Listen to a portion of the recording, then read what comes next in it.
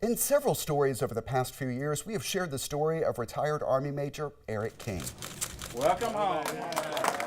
The city of Irving and other partners provided a mortgage-free home to him through Operation Finally Home. That charity provides homes to veterans who have often struggled. Major King has always been candid about what he endured after his years of service. There was a time that life almost came to an end for me just outside of combat.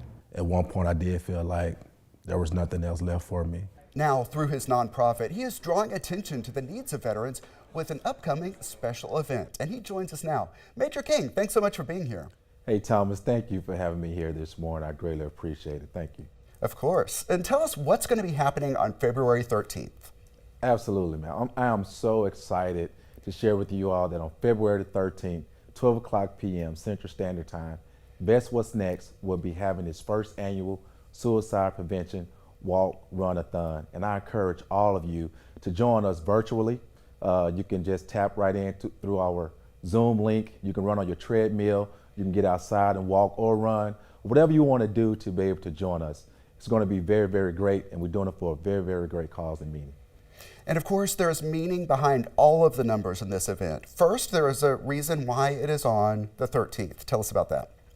Well, on February 13th, 2005, took me a long time to be able to share this, but I had to be able to share this and speak because it's bigger than just me. But again, February 13th, 2005 is when I had experienced an IED blast attack in Iraq during a mission. And that attack led me to having post-traumatic stress disorder, a traumatic brain injury with residuals of a seizure disorder. Also led me to a point where I wanted to take my own life, as I tried to take my life. But it was because of my son, Eric, who saved my life that allowed me to be here today. I also experienced a very good best friend of mine, Captain Howard Wade, who suffered from PTSD. I had the pleasure of serving alongside him in combat. But PTSD led him to taking his life. And this run that we're having is to honor him and so many other veterans who have taken their lives due to PTSD and other mental illnesses. And an important cause that is also portrayed through this other number. We see it on your sweatshirt, number 22. So it's reported that 22 veterans are taking their lives each and every day. And with the pandemic, it doesn't make it any better. And what we want to do with VetsWhatsNext, we want to bring that number down from 22 to preferably the number 0, because every veteran life is valued, every veteran life is loved, and we have to show them that they are loved and valued. And that's why we're running for 22 minutes and 22 seconds. It's to bring awareness to this beast that I call suicide, that's taking our veterans' lives each and every day. So we're just asking 22 minutes and 22 seconds of your time to come out and join us for this great cause. Along with that time of running, you're also looking for sponsors for the walk and run-a-thon. What is the biggest unmet need you see among veterans that you can help with? With us being able to join and partner with sponsors that can bring about funding, it will help our veterans that are homeless. It will help our veterans that are in treatment facilities receiving the great treatment that they need so they can too live a good life. So I ask all of you, join VetsWhatsNext, partner with us, become a sponsor, become an ambassador. There's a big mission. Join this journey, we can save lives. And I'm depending on you to help us. And I'm guessing a lot of people who serve want to maintain that persona of strength. I mean, it's what you trained for. So how do you balance that when it is time for a veteran to ask for help? Thomas, it's very hard to balance it. Every day is a transition out of the military. You don't just transition out of the military, then 30, 60 days later, you can live a normal life. It doesn't work that easy.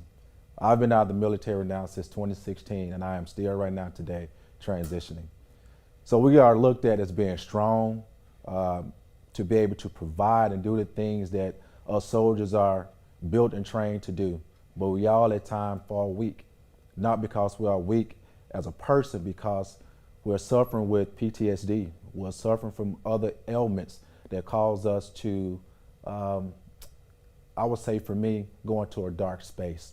So it is hard to balance that, but we just have to lean on those that wants to help us.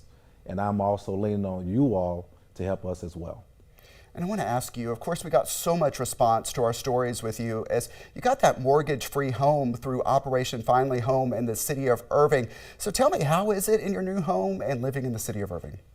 Well, the home is great. My family and I, we're enjoying it every day, and we still even pinch ourselves as we're going into 2 years of being in our home. So it's great. It's great to be a citizen of Irving, and it is because of Operation Finally Home, the Dallas Builders Association, Winston Custom Home, the city of Irving, and all those who partner with Operation Finally Home to put me and my family to a mortgage-free home that has allowed me to want to give back. It has also prompted me to even start my nonprofit organization, VetsWhatsNext, because I do know veterans who go through some very bad and difficult times, once we receive that help, it kind of pushes us to want to give back and continue to help those veterans who are struggling like myself. Major Eric King, thanks so much for being here today. Hey, thank you, Thomas, for having me. I appreciate it. Of course. This virtual walk and run-a-thon is Saturday, February 13th at noon. A pre-show starts at 11:30. To donate or learn more, visit VetsWhatsNext.org.